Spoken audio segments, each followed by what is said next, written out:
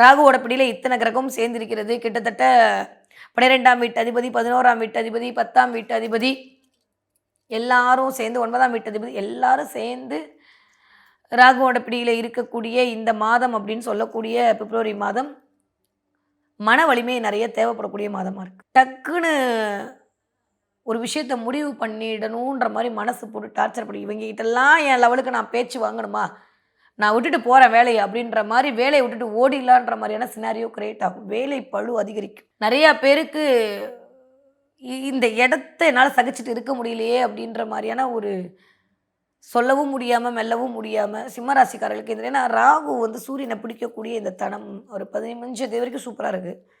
After 15ஆம் தேதியிலேருந்து 28ஆம் தேதி வரைக்கும் கண்டிப்பாக சிம்மராசிக்காரங்க மெடிடேஷன் பண்ணுங்கள். ஒரே வழி தான், நான் எப்பயுமே சொல்கிறது தான். ஓம் க்ளீம் கணபதையே நமக, ஓம் க்ளீம் கணபதையே நமக, இதை மட்டும் சொல்லிக்கிட்டே இருங்க. மந்திரம் மாதிரி ஒரு மூச்சு மாதிரி சொல்லிக்கிட்டே இருங்க. ஓம் க்ளீம் கணபதையே நமக, ஓம் க்ளீம் கணபதையே நமக, இதை சொல்லிக்கிட்டே இருக்க வேண்டிய அமைப்பு தான் யாருக்கு? சிம்மராசிக்காரர்களுக்கு. நிறைய குலதெய்வத்துடைய அனுகிரகமும் அனுசரணையும் தேவைப்படக்கூடிய மாதமாக இந்த மாதம் சிம்மராசிக்காரர்களுக்கு இருக்குது. ஏன்னா எப்பேற்பட்ட பிரச்சனையும் தீர்க்கக்கூடிய ஒரே தெய்வம் யாருன்னா குலதெய்வம். அதுக்கப்புறம் தான் மற்றவை.